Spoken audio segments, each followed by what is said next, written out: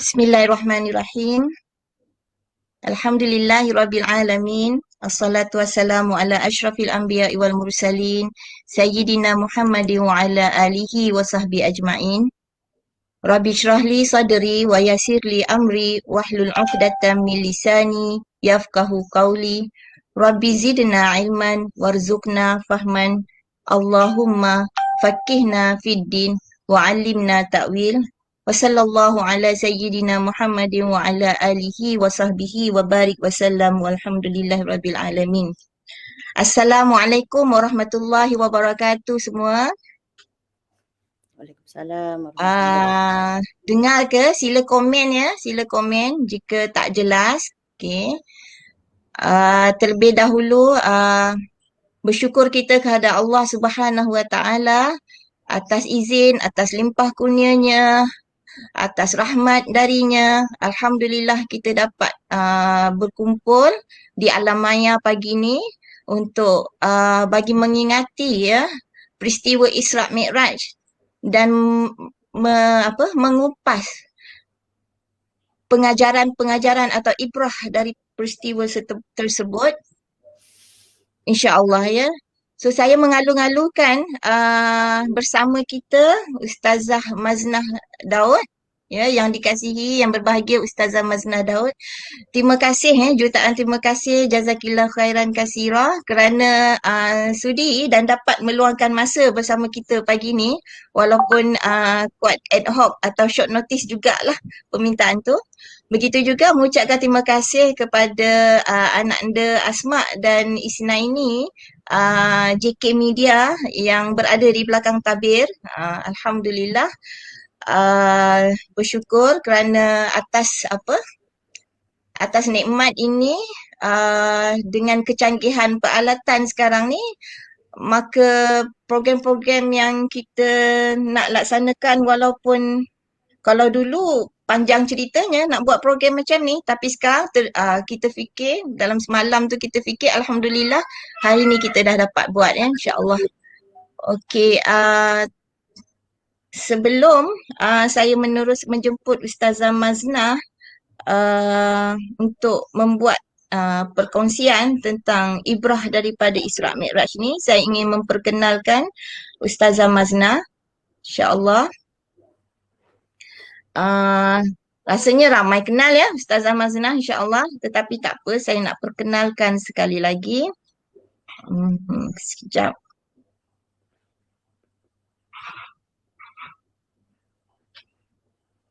Okey, Ustazah Hajah Maznah Haji Daud, nama sama dengan bapa saya, adik-beradik sepusat sepusing tapi mak bapak lain-lain.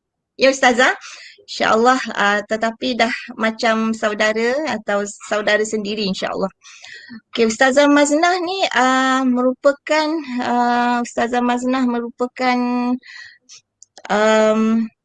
banyak ni. Pernah menjadi pensyarah UiTM Shah Alam sekitar tahun 1979 hingga 2006.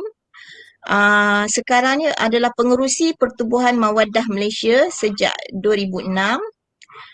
Ahli jawatan kuasa penasihat ibadah haji tabung haji JAKIM dari 2006 hingga 2012. Ustazah juga merupakan tetamu Radio IKIM ya, kalau yang selalu biasa dengar dulu untuk slot fik wanita dan juga teladan Anbiya dan jejak mutakin sekitar 2006 hingga 2012. Ustazah juga merupakan kolumnis majalah Anis, majalah Q&A dan majalah Jom. Okay.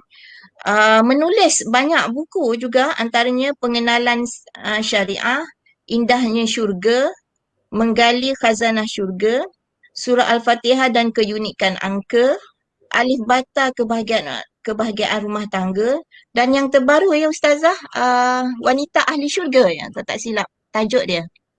Wanita cantik masuk syurga. Wanita cantik ahli syurga ya. Okey.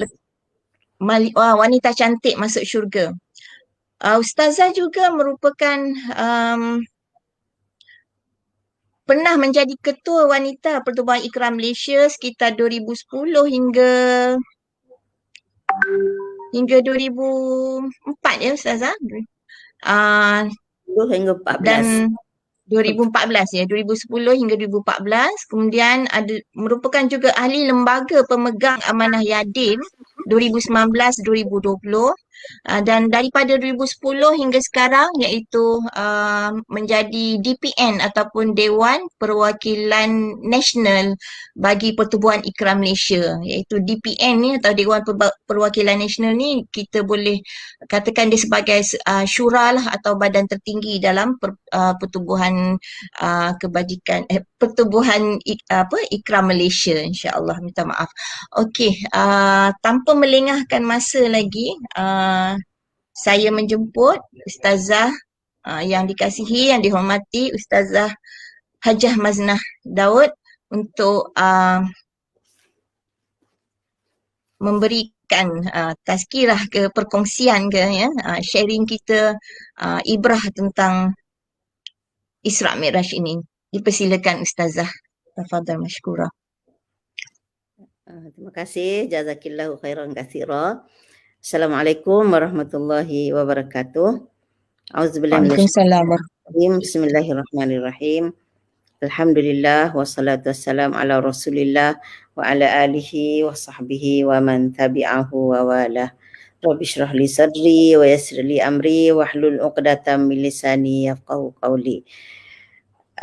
Yang dikasihi puan pengurus majlis, penonton yang dirahmati, alhamdulillah pada pagi yang berbahagia ini Allah Subhanahu Wa Taala dengan rahmatnya mengizinkan kita bertemu di ruang maya untuk kita saling ingat memperingati tentang satu peristiwa besar, satu mukjizat yang sangat agung yang pernah dianugerahkan oleh Allah Subhanahu Wa Taala kepada Rasulnya, kekasihnya, hambanya yang mulia Nabi kita Muhammad sallallahu alaihi wasallam. Jadi memang peristiwa ini merupakan satu peristiwa yang sangat besar yang apa orang kata tak dapat kita nak gambarkan dengan kata-kata kita yang terbatas inilah. Dan masyhur peristiwa ini berlaku pada 27 Rajab. Sehingga kan kita dapat viral dapat mesej malam tadi supaya membesarkan malam tadi dengan solat macam-macam, solat sunat, tahajud lah, tasbih lah, zikir lah macam-macam, dan hari ni pula anjurkan berpuasa dan sebagailah untuk orang kata mengagungkan peristiwa besar ini. Cumanya ada orang sampai mesej kepada saya, dia ada appointment hari ni nak cabut gigi, nak batalkan tak appointment tu sebab nak puasa Isra' Mi'raj. Sampai begitu. Sedangkan nak buat appointment tu kita tahulah satu yang bukan mudah kan, sebab doktor dia tak layan kita seorang. Pelanggan dia ratus-ratus atau ribu-ribu lah kan. Jadi saya kata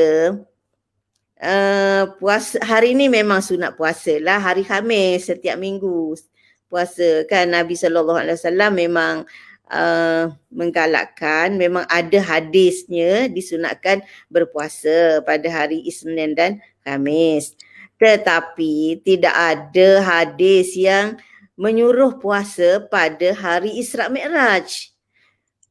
Jadi kalau kita kata sunat pula puasa pada 27 Rajab dengan niat puasa Isra' Mi'raj, itu maknanya kita tambah-tambah sendirilah.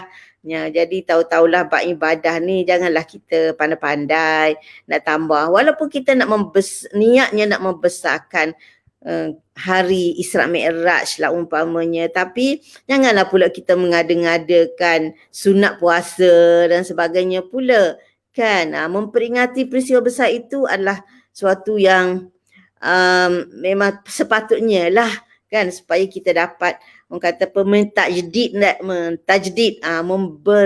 memperbaharui iman kita dan komitmen kita kepada ajaran Islam.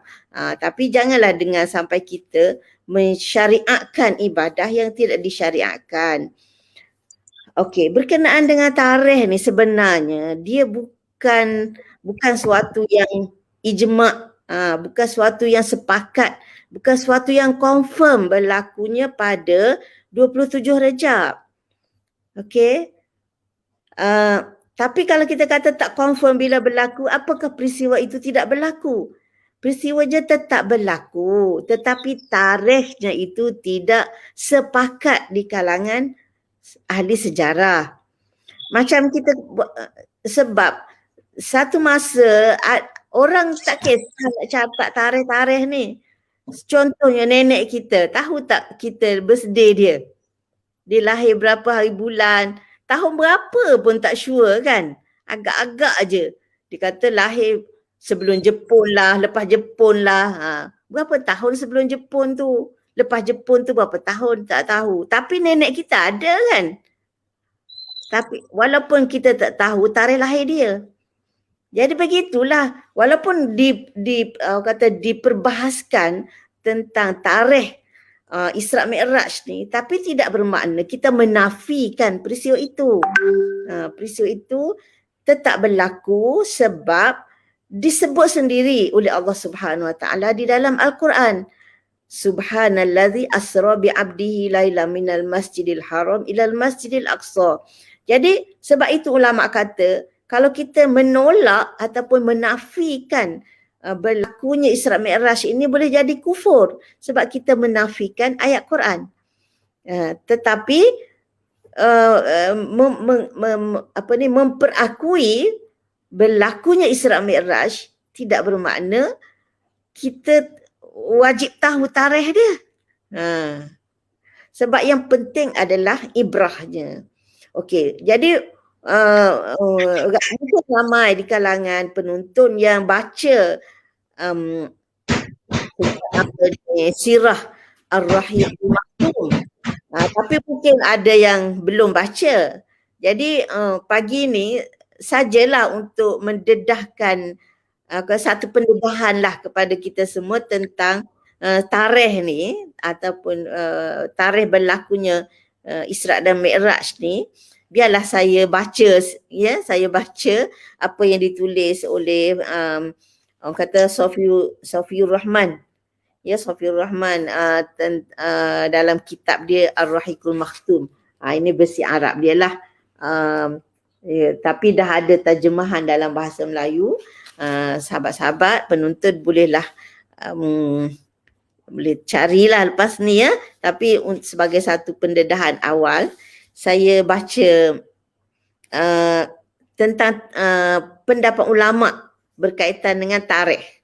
Supaya kita tidak begitu ta'assub dengan 27 Rejab ni sampai kita nak ajak semua orang buat amalan-amalan yang tidak ada asalnya daripada sunnah Nabi SAW. Itu maksud saya. Okey. Jangan pula salah faham Ustaz Zaman nak kata tak ada peristiwa Isra' Mi'raj, na'udzubillah bukan begitu maksud saya. Jadi kata Syekh Sofiur Rahman, dia kata ahli sejarah berselisih pendapat tentang tarikh peristiwa ini. Ada yang berkata Isra' Mi'raj berlaku pada tahun kenabian. Maknanya tahun pertama Nabi diangkat sebagai pesuruh Allah tu, tahun itulah berlaku Isra' dan Mi'raj. Ini dia kata pendapat At-Tabari. Pendapat kedua, ia berlaku pada tahun kelima. Pada tahun kelima. Jadi tahun kelima, maknanya kalau kita tengok sejarah Nabi SAW, 3 tahun pertama Nabi dakwah secara sir, secara rahsia, secara tersembunyi. Dan selepas itu barulah berlaku dakwah secara terbuka. Jadi Isra' Mi'raj ini berlaku pada tahun kelima. Dan pendapat ini ditarjihkan oleh An-Nawawi. Ni yang kita kenal semua An-Nawawi ya, yang tulis kitab Hadis 40 dan kita belajar ada Riyadhus Salihin. Itu pun kitab yang disusun oleh Imam An-Nawawi. Jadi An-Nawawi memilih tarikh ni. Tarikh tahun kelima. Dan juga Al-Qurtubi. Al-Qurtubi ni pun seorang yang terkenal juga menulis kitab tafsir ya. Jadi bukan calang-calang ni pendapat ni. Kan pendapat Imam An-Nawawi dan Al-Qurtubi. Okey. Pendapat ketiga berlaku pada malam 27 Rejab. Tahun ke-10 kenabian. Dan ini dia kata pendapat ini dipilih oleh Al-Mansur Furi. Kemudian pendapat keempat berlaku sebelum hijrah 16 bulan. 16 bulan sebelum hijrah, iaitu pada bulan Ramadan tahun ke-12 kenabian. Pada bulan Ramadan ya, bukan Rejab. Okey. Pendapat kelima, sebelum hijrah setahun 2 bulan. Tadi 16 bulan ya. Pendapat yang keempat tadi, yang kelima ini setahun 2 bulan. Setahun 2 bulan iaitu pada bulan Muharram tahun ke-13 kenabian. Sebab Nabi hijrah bulan Rabiul Awal. Jadi Isra Mi'raj berlaku pada bulan Muharram tahun tersebut. Bukan, tahun sebelumnya. Setahun sebelumnya. Dan pendapat keenam, berlaku hijrah setahun sebelum hijrah. Setahun sebelum hijrah iaitu pada bulan Rabiul Awal. Sebelum hijrah tu. Okey. Jadi itu enam pendapat yang dikemukakan oleh Safiur Rahman dalam buku Ar-Rahiqul Makhtum. Dan apa ulasan dia? Setelah dia mengemukakan pandangan tadi, 6 pandangan tadi, maka dikata pendapat pertama, kedua dan ketiga, iaitu pertama tadi apa? Permulaan kenabian. Yang kedua tahun kelima. Dan yang ketiga yang 27 Rejab tu, itu pendapat yang ketiga, pendapat yang pertama tadi. 1, 2, 3 tadi dia kata 3 pendapat ini ditolak. Termasuk 27 Rejab ini kata Safiur Rahman tak boleh diterima. Sebab apa? Sebab dia kata Khadijah radhiyallahu anha wafat pada bulan Ramadan. Pada bulan Ramadan tahun ke-10 kenabian. Sedangkan dan kewafatannya sebelum difardukan solat 5 waktu. Jadi kalau Khadijah wafat bulan Ramadan, takkanlah Isra Mi'raj berlaku rajab. Sebab pada malam Isra Mi'raj itu difardukan solat 5 waktu. Kemudian Khadijah pula wafat, dikatakan wafat sebelum difardukan solat 5 waktu. Dan dia kata tidak ada khilaf bahawa solat 5 waktu ini difardukan pada malam Isra dan Mi'raj. Jadi dan satu lagi, Isra Mi'raj ini diturunkan pada tahun Amul Huzn, tahun duka cita. Kan, tahun duka cita. Kenapa dinamakan tahun duka cita? Sebab pada tahun itu berlaku kewafatan Khadijah dan juga bapa saudara yang menjadi tulang belakang kepada gerakan dakwah baginda, iaitu Abu Talib. Jadi maknanya Isra Mi'raj ni berlaku selepas kewafatan mereka berdua. Jadi kalau Khadijah wafat bulan Ramadan, takkan Isra Mi'raj berlaku Rajab pula. Kan, itu ulasan Syekh Safiur Rahman. Dia kata, ada pun 3 yang terakhir ni. 3 yang terakhir iaitu berlaku sebelum hijrah 16 bulan. Berlaku sebelum hijrah setahun 2 bulan, maknanya 14 bulan lah. Dan nak berlaku sebelum hijrah 1 tahun ni, dia kata, aku tidak mempunyai bukti untuk mentarjih salah satu daripadanya. Tetapi kalau kita melihat kepada surah Al-Isra ini, dapat kita katakan bahawa ia memang orang kata apa, menunjukkan Isra Mi'raj ini berlaku memang saat yang orang kata di masa terakhir lah. Maknanya tidaklah permulaan nubuah, bukan apa ni, tahun kelima apa kan, menunjukkan dia berlaku pada yang terakhir lah, mungkin setahun sebelum hijrah ke apa semua kan. Tapi yang nyatanya dia berlaku selepas kewafatan Khadijah radhiyallahu anha. Jadi tapi dalam suasana Nabi masih bersedih. Betul tak? Sebab apa? Sebab salah satu tujuan Isra Mi'raj ini juga dikatakan ialah untuk merawat hati. Untuk apa?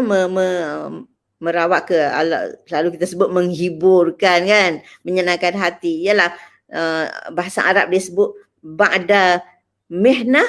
Mihnah tu maknanya tribulasi, ujian-ujian besar. Ba'dal mihnah, minhah. Minhah tu anugerah. Kita didatangi dengan ujian, lepas tu datang pula anugerah kan, untuk orang kata merawat, membelai rasa duka, sedih dan sebagainya ya. Macam Nabi Yusuf alaihissalam dibuang dalam perigi buta, kemudian dijual jadi hamba, kemudian cuba diperkosa. Orang lelaki diperkosa maknanya cuba digoda. Tak betul yang diperkosa. tak tahulah kan.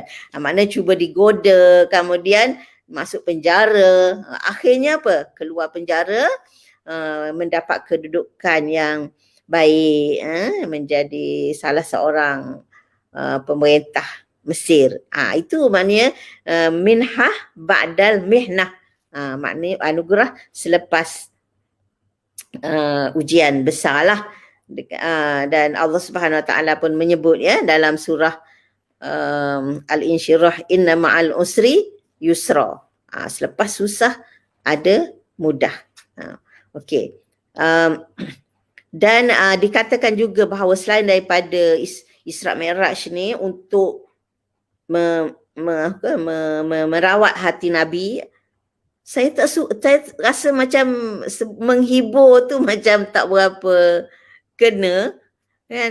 Tak tahulah perkataan yang paling sesuai, wallahu alam. Tapi maknanya nak orang kata memberi sokongan emosi lah kan, sokongan emosi kepada Nabi SAW menghadapi kesedihan kehilangan bapa saudara yang menjadi tulang belakang kepada dakwah dia, mempertahankan daripada serangan musuh-musuh, dan juga kehilangan isteri tercinta yang orang kata segala-galanya lah dalam hidup Nabi SAW ya, dari segi sokongan emosinya, cintanya, pengorbanan hartanya, masa tak terbilang lah kan. Khadijah radhiyallahu anha itu memang benar-benarlah anugerah Allah kepada Rasulullah SAW. Jadi bayangkan bagaimana sedihnya, ialah sebagai manusia kan, bila kehilangan orang yang sangat bermakna dalam hidup kita, tak terbayanglah, tak tergambar sedih dan pilu tu. Kemudian dan orang Quraisy pun dah tak ada orang kata segan silu dah nak melakukan apa yang mereka tak boleh nak buat semasa hayat kedua-dua insan ini. Dan Rasulullah SAW cuba mencari tapak baru untuk melebarkan dakwah. Baginda pergi ke Taif. pergi ke Taif dengan harapan mendapat dokongan daripada orang Taif. Tapi kita tahu apa yang berlaku. Bayangkan pergi dengan berjalan kaki berapa jauh Kalau tak salah 60 batu. Jarak daripada Mekah ke Taif tu, jalan kaki. 60 batu. Ya Allah, kan kita ni nak jalan 6 km pun dah. Tak tahulah. Bayangkan usia Rasulullah pada masa tu dah 50 tahun. Kan berjalan kaki ditemani Zaid bin Harithah. Jadi apa yang baginda terima daripada orang Taif? Semua kita tahu kan? Dia orang kata apa? Yalah diterima dengan layanan yang sangat buruk. Tak ada seorang pun yang nak dengar dakwah baginda. Malah mereka pergunakan budak-budak untuk menghalau dan membaling batu ke arah baginda sallallahu alaihi wasallam. Jadi bayangkanlah macam tertekan keadaan tu. Jadi maknanya memang sangat wajarlah Allah Subhanahu Wa Taala menganugerahkan sesuatu yang sangat bermakna kepada Rasulullah sallallahu alaihi wasallam, iaitu dengan menjemputnya sebagai tetamu di Al-Mala'il A'la, di tempat yang paling tinggi. Okey. Itu satu. Dari segi orang kata nak memberi sokongan emosi. Dan satu lagi ialah kerana selepas ini, maknanya selepas Isra Mi'raj ini, Nabi berhijrah ke Madinah kan. Jadi di situ baginda akan menghadapi fasa baru dalam dakwah. Jadi dalam menghadapi fasa baru dalam dakwah, maka dia perlu kepada persiapan yang lebih, orang kata lebih kukuh lah kan, persiapan dari segi akidahnya, akalnya, dari segi ruhinya, aklinya, emosinya, segala-galanya memerlukan kepada persiapan yang lebih mantap. Jadi maknanya Isra dan Mi'raj ini benar-benar mengukuhkan segala-galanya itu.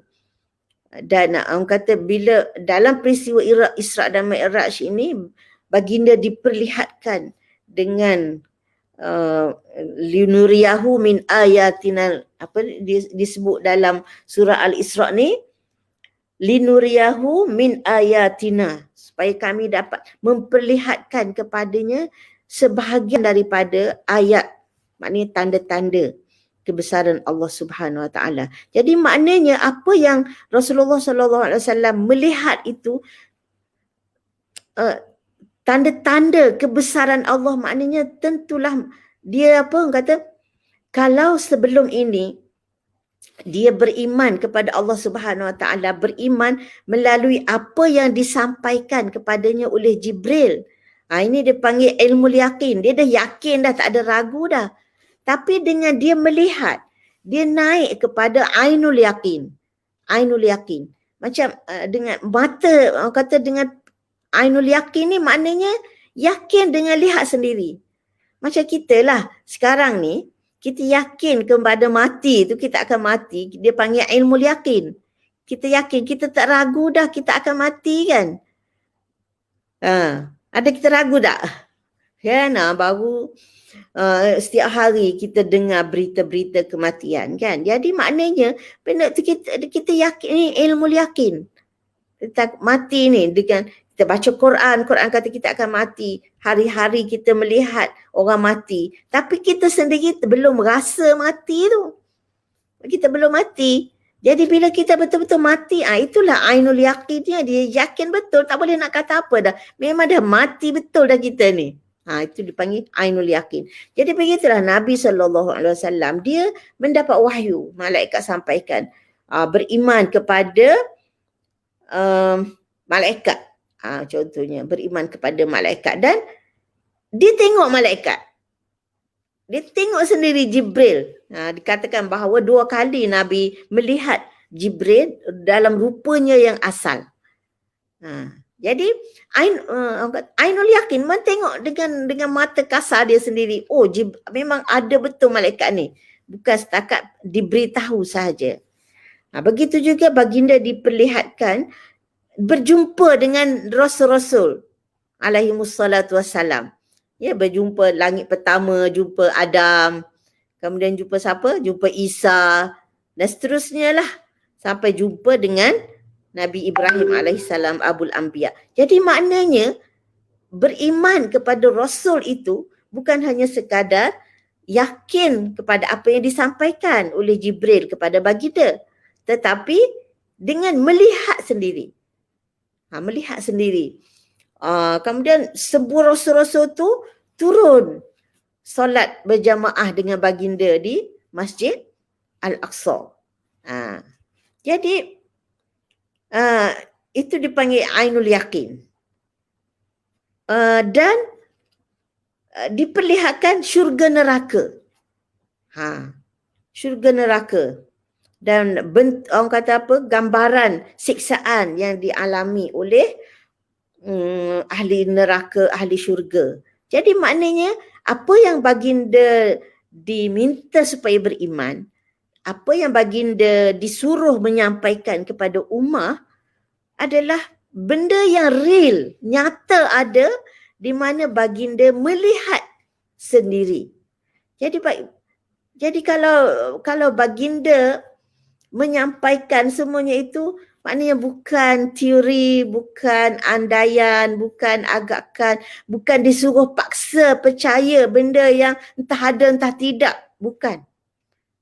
Kan? Tapi percaya, iman itu percaya beriman kepada benda yang benar-benar ada, dan bukti benar-benar ada Nabi SAW telah diperlihatkan pada malam Isra' dan Mi'raj itu. Jadi ini antara kata apa, kefahaman yang boleh kita ambil daripada peristiwa bersejarah yang cukup besar ini. Okey. Jadi kita lihat kepada ayat Allah Subhanahu Wa Taala yang disebut di dalam surah Isra', ya, berkaitan dengan peristiwa ini, ya. Jadi dalam ayat ini dia tak sentuh pasal Mi'raj. Tak sentuh pasal Mi'raj. Ya, Isra' sahaja, ya. Subhanallazi asra. Asra maknanya Maha Suci, Allah yang membawa berjalan. Asra berjalan makna Allah yang bawa. Maknanya dengan perintahnya, dengan kehendaknya. Dan kita tahu melalui hadis, Nabi cerita dia dibawa dengan binatang yang disebut sebagai burak. Burak. Okey. Asra bi abdihi lailan, maknanya pada waktu malam. Jadi kata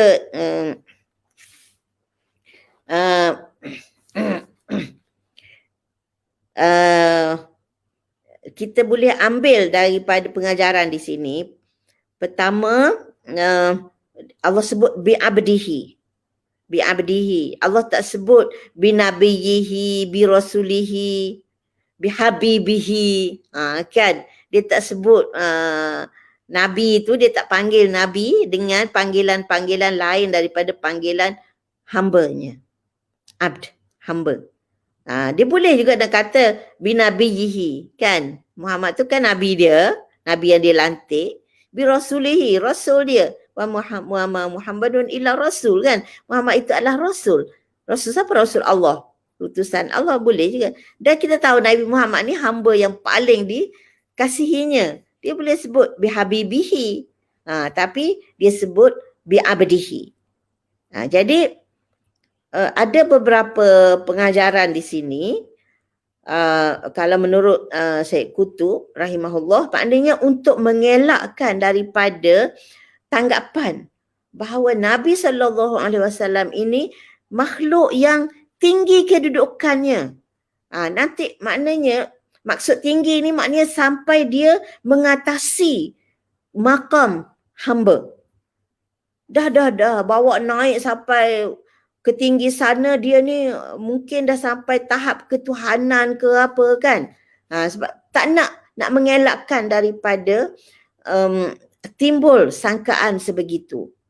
Jadi dia walau sedekat mana pun di sisi Allah Subhanahu Wa Taala, walau orang kata setinggi mana pun keimanannya, kedudukannya di sisi Allah, ya, maqam kekasihnya, muqarrabin apa semua, tapi dia tidak naik taraf dia lebih daripada hamba.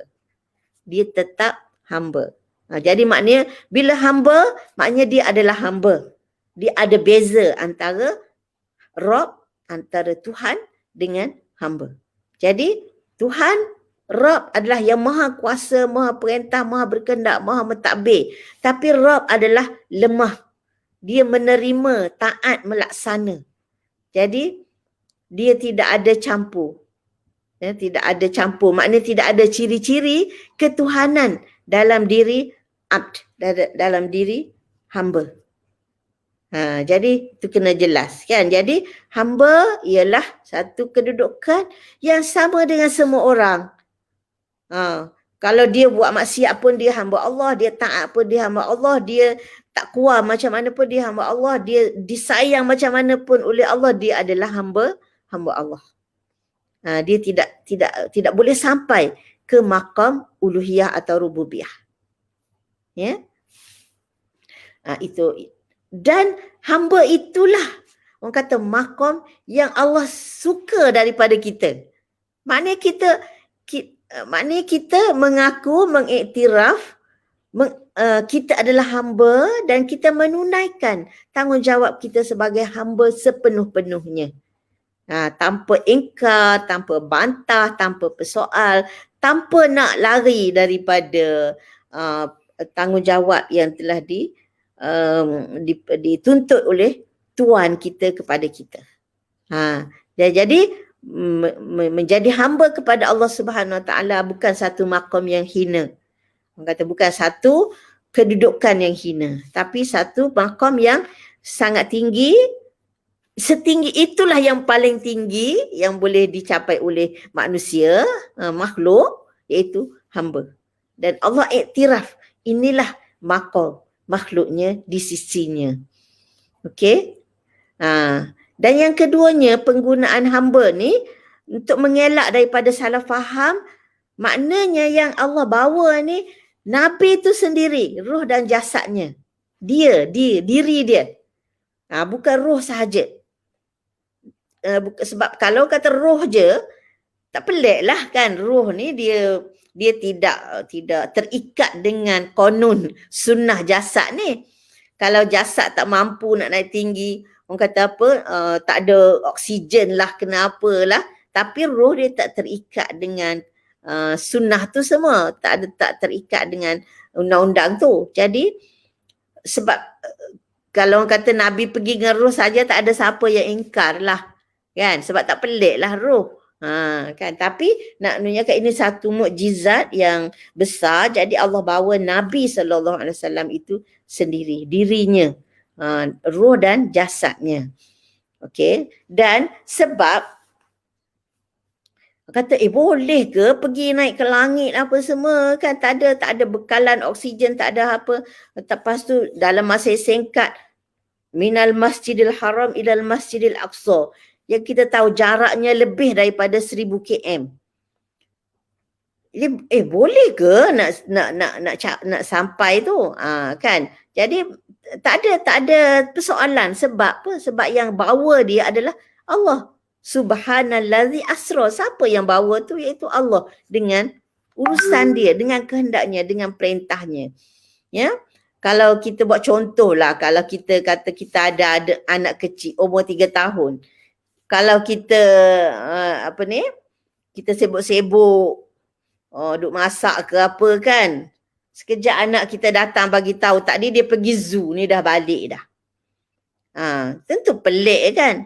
Tapi kalau dia kata ayah bawa pergi zoo, pelik tak? Tak pelik lah sebab ayah bawa dengan kereta. Sekejap je boleh pergi, boleh balik. Tapi kalau dia cerita dia sendiri yang pergi, tentulah kita tak percaya kan. Budak-budak ni apa dia nak bohong ni kan. Tapi kalau dia cakap ayah bawa pergi, tak ada pelik lah. Jadi ini kiasannya. Kalau kata Nabi kata dia pergi sendiri daripada Mekah ke Madinah, ke Palestin, ke Masjid Aqsa, memanglah pelik kan. Dia manusia nak berjalan macam mana. Kalau ada kapal terbang ke apa lain ceritalah kan. Di masa tu mana ada kapal terbang. Jadi tapi kalau kata Allah yang bawa, tak ada masalah lah. Sebab Allah Rabbul Alamin. Tuhan semesta alam. Lillahi ma fis samawati wa ma fil ard. Segala yang di langit dan di bumi ni milik Allah Subhanahu Wa Taala. Jadi tak ada masalah kalau Allah yang nak bawa. Tapi yang dari sini dia ditunjuk perantaraannya, ada perantara adik itu ada kenderaan. Kalau tak ada kenderaan pun Allah kata kun fayakun. Tak ada masalah kan. Jadi burak tu diceritakan sebagai satu haiwan yang warna putih, laju tak laju maknanya dia langkah tu, dia melangkah kaki dia tu sejauh pandangan. Macam mana nak bayangkan kita kalau nak langkah kaki kita berapa jarak, berapa ni je kan, berapa meter, tak sampai 1 meter. Allah alam tak pernah ukur lah pula. Tapi maknanya kalau kita dari sini nak melangkah ikut jarak pandangan kita memanglah tak boleh. Tapi binatang ini dia melangkah dia daripada sini, mana jauh pandangan dia terus sampai ke situ. Subhanallah. Itu kelajuannya. Jadi itu adalah kuasa Allah Subhanahu Wa Taala yang membawa Rasulullah Sallallahu Alaihi Wasallam berjalan.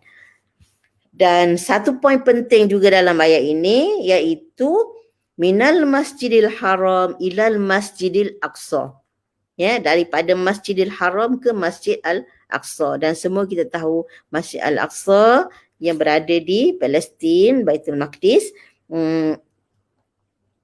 nak membayangkan bahawa kedua-dua ini, dua masjid ini adalah masjid yang sangat mulia di sisi Allah Subhanahu Wa Taala.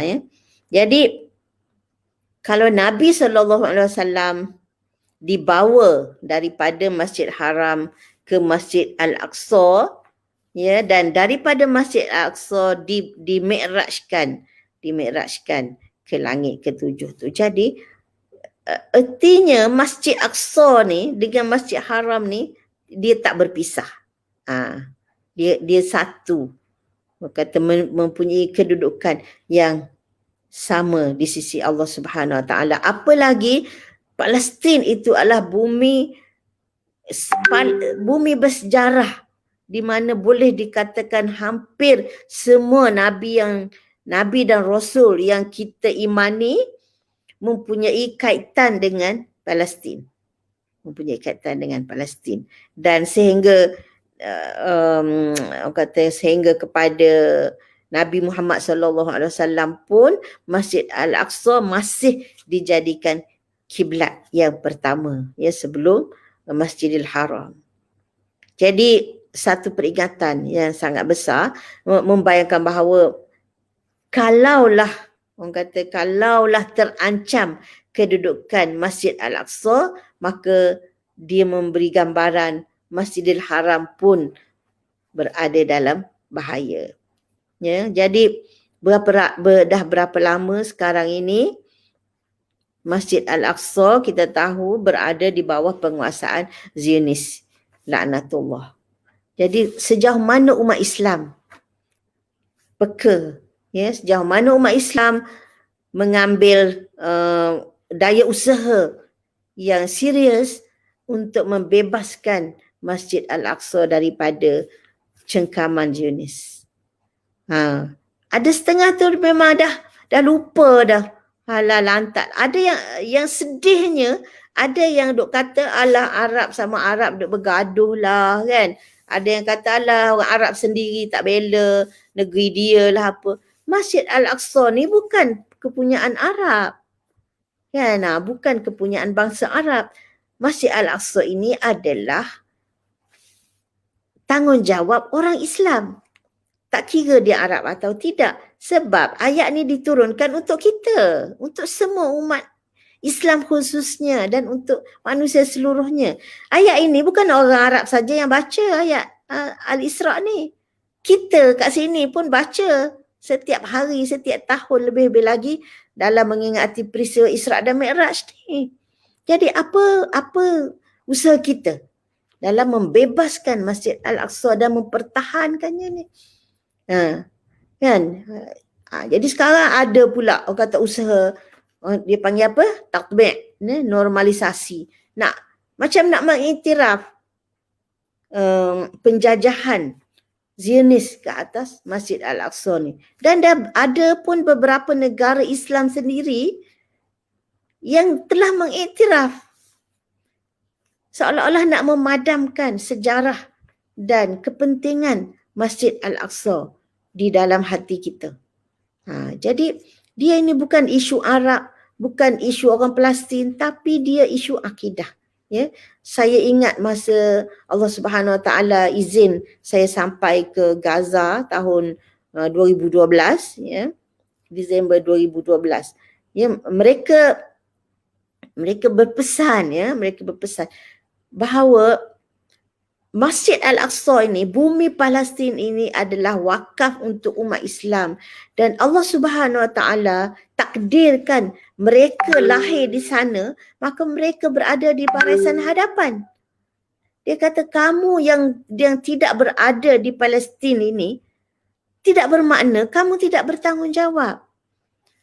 Kamu tidak perlu datang ke Palestin untuk mempertahankannya, tapi kamu yang di luar sana, kamu mesti memainkan peranan membantu dengan apa daya yang ada. Dengan harta, dengan sokongan moralnya, dengan doanya, dengan menyebarkan isu ini supaya difahami oleh manusia. Jadi maknanya mereka itu Allah takdir berada di sana, maka mereka bertindak sebagai barisan hadapan. Jadi siapa yang mendukung mereka? Kita. Dan mereka juga berkata, ini saya ingat sangat, dia kata apa? Dan sekiranya kami semua belok, dia kata, sekiranya kami semua Allah takdirkan lari, maknanya Allah takdirkan kalau kami semua berlepas diri, tidak mahu lagi mempertahankan Palestin ini, mempertahankan Masjid Al-Aqsa ini. Kalau maknanya mereka yang Allah takdirkan lahir di sana tak mahu berjuang mempertahankannya, maka kamu yang wajib datang. Dia tak boleh nak kata, alah dia orang sendiri tak buat apa, kita buat apa nak nyusah. Tak boleh. Sebab itu bukan tanggungjawab yang dipikulkan ke atas mereka, tapi ke atas kita ni. Kita umat Islam, di mana Allah pilih Palestin ini, Masjid Al-Aqsa ni, destinasi Isra' Nabi SAW dan permulaan Mi'raj baginda. Dan Allah pilih Masjid Al-Aqsa sebagai kiblat kita yang pertama. Kita tak boleh pandang ringan. Jadi itu kepentingan Masjid Al-Aqsa dalam akidah kita yang sangat-sangat kita kena ingat, lebih-lebih lagi dalam peristiwa Isra' dan Mi'raj ini. Sebab memang Allah sebut secara soreh, secara jelas, secara terang. Bukan isyarat-isyarat sahaja kan. Bukan orang kata apa, mention ya kita boleh faham dia pergi. Tak ada. Allah sebut nama Masjidil Al-Aqsa. Allazi barakna haulahu linuriyahu min ayatina. Ya, innahu huwas sami'ul basir. Sesungguhnya dia maha mendengar lagi maha melihat. Jadi maknanya dia mendengar segala rintihan, keluhan, luahan hambanya, dan dia maha melihat apa yang dilakukan, apa yang dibuat, apa yang diucap, apa yang dirancang oleh hambanya, sama ada dalam gelap, dalam terang, ketika seorang, ketika berkumpulan dan sebagainya. Segala-galanya didengar oleh Allah Subhanahu Wa Taala, segala-galanya dilihat oleh Allah Subhanahu Wa Taala, dan dia akan memberi ganjaran kepada setiap orang itu berdasarkan kepada apa yang benar-benar dilihat dan didengarnya. Jadi walaupun kita kata ada raqib atid, catat dan sebagainya, itu hanya orang kata sebagai bukanlah nak jadi bukti sebab Allah tak tahu, tidak, ataupun takut Allah lupa ke apa, bukan. Tapi untuk mengajar kita bahawa perlu ada bukti nyata. Allah boleh je kata, aku tahu kan, memang dia dah kata dia dengar, dia lihat, dia tahu kan. Tapi kalau hamba dia tanya, mana Allah tahu? Kan? Kalaulah ada yang tanya macam tu. Jadi ini ada catatan. Jadi makna secara tak langsung, sebenarnya mengajar kita, catat itu sangat penting. Walaupun hakikatnya Allah Subhanahu Wa Taala Maha melihat dan Maha mengetahui. Okey. Dan satu lagi yang saya terfikir bahawa peristiwa Isra' dan Mi'raj ini nak menunjukkan kepada kita Nabi SAW itu mendahului zaman, mendahului kita semua, kan? Sebab sekarang ni orang kata enteng je lah nak pergi mana-mana, naik kapal terbang, sekejap je sampai. Contoh saya duduk KL ni balik ke negeri asal Kelantan tu 1 jam je kan, jaraknya dekat dengan hampir 500 km, 1 jam. Tapi maknanya kita boleh pergi dalam masa yang cepat lah kan. Nak pergi Mekah pun naik kapal terbang sampai Jeddah dalam 8 jam. Tapi maknanya Nabi SAW dah terlebih dahulu musafir jauh dalam jarak masa yang sangat singkat. Pergi Masjid Aqsa 1 malam je, pergi dan balik 1 malam. Dan kalau orang sekarang dah ada satelit, ada roket ni, naik ke angkasa lepas apa semua, Nabi dah lebih dulu lagi daripada kita Mi'raj ke lebih tinggi, Sidratul Muntaha, lebih tinggi lagi daripada apa yang dicapai oleh manusia zaman sekarang. Jadi maknanya baginda sallallahu alaihi wasallam mendahului zaman, ya, mendahului kita. Tak payahlah kita nak kata Nabi dulu naik unta ke apa, ya. Kita sekarang bangga ada kenderaan yang cepat ke apa, Nabi dah lebih dulu mendahului kita, ya, pergi tempat yang paling jauh yang kita pun tak mungkin akan sampai kan tanpa izin Allah Subhanahu Wa Taala. Jadi itu antara pengajaran, dan yang saya rasa yang tak kurang penting yang selalu ditekankan ialah apa orang kata dah dijemput pergi tempat jauh-jauh tu, selalu kita kata mestilah ada buah tangan buat balik, kan. Selalu yalah kan, kalau kita jemput tetamu datang rumah kita kan, sediakan jamuan apa, lepas tu balik ada apa panggil dog gift kan.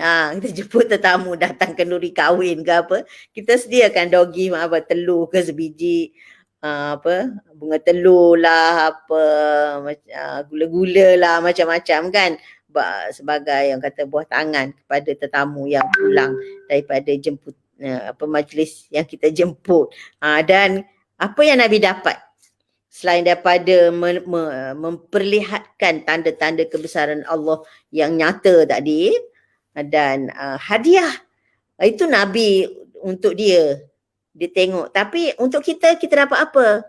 Iaitu hadiah solat 5 waktu. Inilah hadiah yang paling berharga, yang mana hadiah ini, buah tangan ini bukan hanya sekadar untuk baginda sallallahu alaihi wasallam, tapi hadiah yang baginda bawa balik untuk dipersembahkan kepada seluruh umatnya, termasuk kita sampai sekarang, ya. Kita dapat menikmati buah tangan Mi'raj itu, iaitu solat 5 waktu. Jadi inilah hadiah yang paling berharga untuk kita kan, dan yang dimana dijadikan sebagai satu daripada rukun Islam yang 5, malah rukun pertama selepas syahadah. Jadi kalau kita tak melaksanakan solat 5 waktu ni, maka runtuhlah Islam kita. Dan solat waktu ini dengan kehendak Allah Subhanahu Wa Taala difardukan pada malam Mi'raj itu, berbanding dengan rukun yang lain-lain, ya, zakat, puasa, haji, Nabi terima kefarduannya melalui Jibril alaihi salam. Tapi solat 5 waktu diterima langsung daripada Allah Subhanahu Wa Taala pada malam Mi'raj itu. Jadi ia adalah suatu hadiah yang paling berharga lah buat kita, insya-Allah, ya. Dalam kita nak mengingati Isra' Mi'raj tu, maka wajarlah kita koreksi solat kita, ya, supaya benar-benar menepati apa yang diajarkan oleh Rasulullah sallallahu alaihi wasallam, ya. Sallu kama ra'aitumuni usalli, insya-Allah. Jadi rasanya yang mampu nak sampaikan dengan notis yang singkat ni, itulah dulu kot, Fiza. Mungkin ada soalan-soalan ke lepas ni, wallahu alam, dipersilakanlah, ya. Jadi ana berhenti setakat ni dulu, insya-Allah. Mohon maaflah sekiranya penyampaian ini tidak, kata, tak bermanfaat ke apa, wallahu alam. Moga-moga ada kebaikannya lah untuk diri sendiri khususnya dan untuk sahabat-sahabat yang mengikuti. Jadi setakat itu dulu. Wassalamualaikum warahmatullahi wabarakatuh. InsyaAllah, jazakillah khairan Ustazah Mazna. Begitulah kita telah mendengar tadi perkongsian daripada Ustazah tentang ibrah yang boleh kita dapat daripada Isra' Mi'raj itu. Dan untuk kita memahamkan, ya, mengapa Allah menjemput Rasulullah SAW dan bagaimana, kenapa peristiwa Isra' Mi'raj tersebut berlaku, ya, insya-Allah. Boleh tulis kalau ada soalan, ya. Kalau ada soalan boleh tulis di ruangan komen tu untuk saya soalkan. Saya ada soalan sementara menunggu kalau ada yang lain nak menyoal. Saya ada soalan, Ustazah. Saya pernah mendengar ceramah tentang ketika Rasulullah SAW telah sampai ke langit sana, maka berlakulah dialog antara Rasulullah SAW dengan Allah, yang mana dialog itu merupakan rakaman dialog itu merupakan apa yang kita baca ketika tahiyat. Boleh Ustazah komen tentang itu? Yang Assalamualaikum. At-tahiyat tu. Okey. Setahu saya tidak ada yang disebut dalam kisah Isra' Mi'raj yang saya baca lah, kan, tentang dialog tersebut. Dialog tu tidak ada lah dalam ni saya baca dalam Rahim Maktum dan saya baca tafsir Ibnu Katsir dan surah Isra' ni. Jadi memang tidak adalah riwayat itu, kan. Dan tahiyat itu diajar oleh Nabi SAW kepada sahabat radhiyallahu anhum lah, maknanya sama ketika baginda ajar solat lah. Ya. Tetapi tidak ada, yalah, sebab kemudian saya mencari dalam kitab-kitab hadis, terutama kitab hadis yang berkaitan dengan peristiwa Isra' ni, saya tak jumpa. Yalah, maknanya tak jumpa, dan kitab hadis pun tak jumpa, dan dalam kisah, dalam tafsir tentang kisah Isra' Mi'raj pun tak jumpa riwayat tu. Okey, ada soalan lagi daripada yang hadir yang bersama kita pagi ni? Boleh ke yang hadir tolong like ataupun bagi apa? Thumbs ke, bagi love di komen, di ruangan komen, ya. Bukan pada yang like tu, di ruangan komen. InsyaAllah sebelum kita menutup lah. Okey, ada beberapa yang cuba saya rangkumkan di sini, apa yang saya dapat lah daripada perkongsian Ustazah tadi, iaitu pertama sekali tentang bila Isra' Mi'raj itu tidak begitu penting sangat. Tetapi yang pentingnya ialah kita, maknanya tarikh itu tak berapa penting sebabnya ada banyak khilaf ya tentang tarikh-tarikh yang oleh ulama tentang tarikh-tarikh sebenar Isra' Mi'raj tu. Tetapi apa yang penting ialah kita harus percaya dan wajib percaya tentang peristiwa Isra' ni, kerana sebagai um, orang yang beriman, kita percaya tentang apa yang ada di dalam Al-Quran ya. Peristiwa Isra' ni disebutkan oleh Allah Subhanahu Wa Taala dalam surah yang Ustazah sebut tadi, iaitu surah Al-Isra' ayat 1. Manakala peristiwa Mi'raj ni terdapat dalam surah An-Najmi ayat 1 hingga 18 ya. Ayat 1 hingga 18. Jadi kita wajib percaya kan. Dan kedua, yang saya dapat bahawa ini merupakan satu hadiah dan juga Allah nak memberikan sokongan emosi, ya, sokongan dari sudut emosi, memberikan semangat kepada Rasulullah SAW setelah melalui tahun duka cita, ya, tahun duka cita berikutan kematian wafatnya Sayyidatina Khadijah dan juga bapa saudaranya Abu Talib, ya, insya-Allah. Dan kemudian lagi ialah pentingnya peristiwa Isra' Mi'raj itu ialah bagaimana Rasulullah SAW dipersiapkan untuk hijrah yang akan hijrah yang mana baginda pasti akan melalui pengalaman-pengalaman atau yang lebih hebat lagi dugaan-dugaannya. Jadi Allah nak Nabi lihat sendiri supaya ada ainul yakin ya, supaya bila Rasul melihat sendiri maknanya oh memang benar diperlihatkan syurga, memang benar diperlihatkan neraka, memang benar Rasulullah melihat malaikat dan sebagainya kan. Jadi agaknya lah kalau kita lah diberi oleh Allah mati sekejap, masuk dalam seandainya lah kita ni diberi Allah mati sekejap, masuk dalam kubur, kena siksa, lepas tu Allah hidupkan balik, masa tu baru ainul yakin kot ya Ustazah untuk diri kita. Masa tu barulah, sebab kita dah rasa siksaan tu, barulah bila kita keluar, kalau lah Allah hidupkan kita semula, agaknya kita dah tak peduli dah. Dugaan semua ni adalah kecil saja kan. Jadi mungkin begitulah agaknya hakikatnya yang Allah berikan kepada Rasulullah SAW. Dan lagi tentang hamba, kedudukan hamba Allah ya. Hamba Allah itu makam yang paling tinggi bagi seseorang itu ialah makam hamba ya.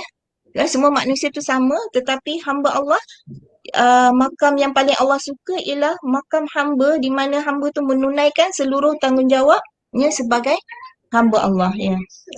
Dan lagi ya, saya ni ngulas balik Ustazah apa yang Ustazah berikan tadi sebab saya nak pastikan betul ke tak betul apa yang saya dapat tu ya, insya-Allah. Lagi makam hamba, kemudian tentang Palestin ya, tentang Palestin tu menjadi tanggungjawab akidah ya, tanggungjawab setiap umat Islam dari sudut akidahnya untuk mempertahankannya dalam pelbagai cara yang kita mampu lakukanlah. Dan kemudian tentang Rasulullah telah mendalui zaman ya, memanglah kalau masa tu zaman dulu tu memang tak tergambar kan, tapi bila zaman sekarang ni kita rasa memang benar perkara-perkara tersebut boleh berlaku dan Rasulullah telah mendahului kita semua ya. Okey, dan akhir sekali ialah jagalah solat 5 waktu tu ya, jagalah solat 5 waktu kerana itu merupakan hadiah terbesar Isra' Mi'raj ya, untuk kita insya-Allah. Ada soalan ke? Salam Ustazah, sebelum solat difardukan, Nabi telah pun bersolat berjamaah dengan rasul-rasul yang lain dalam perjalanan Mi'raj ya. Soalan daripada Ukhti Rusna Arifin. Apakah solat Nabi tersebut sama dengan solat yang difardukannya yang kita amalkan sekarang? Sila beri pencerahan. Okey ya. Terima kasih. Siapa? Puan apa? Rusna Arifin. Dia yang difardukan pada malam Isra' Mi'raj itu solat 5 waktu. Tapi sebelum itu Nabi dah solat 2 kali kan, pagi dan petang. Jadi maknanya memang solat tu dah, bukanlah kata sebelum tu tak ada solat. Ya, solat dah ada. Dan sejak awal lagi memang dah ada solat 2 kali, pagi dan petang. Dan yang malam Isra' Mi'raj tu ialah fardu 5 waktu sebagaimana sekarang. Jadi solat tu samalah.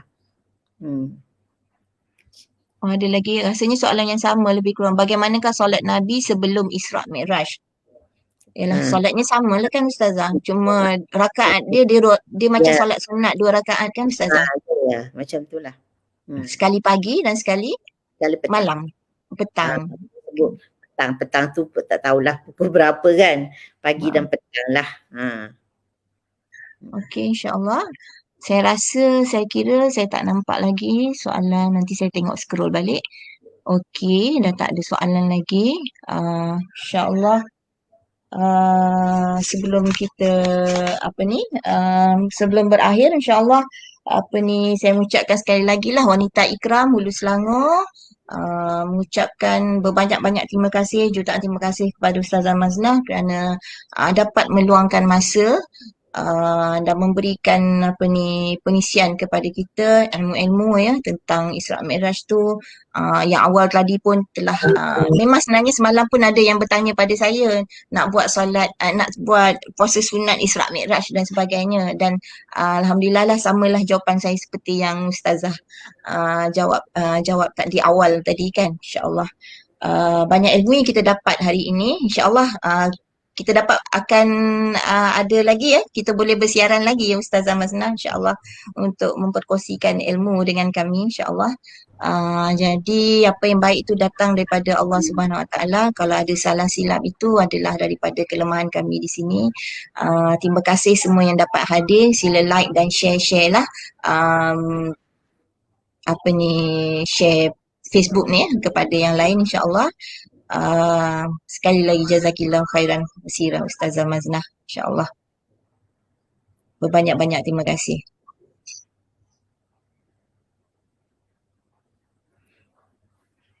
Okey, semoga kita mendapat ibrah ya. Kita tutuplah dengan surah Al-As dan tasbih kafarah. Bismillahirrahmanirrahim.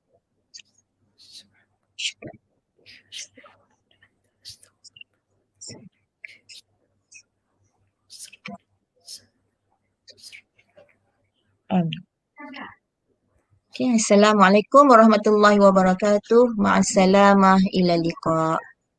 Waalaikumsalam warahmatullahi wabarakatuh.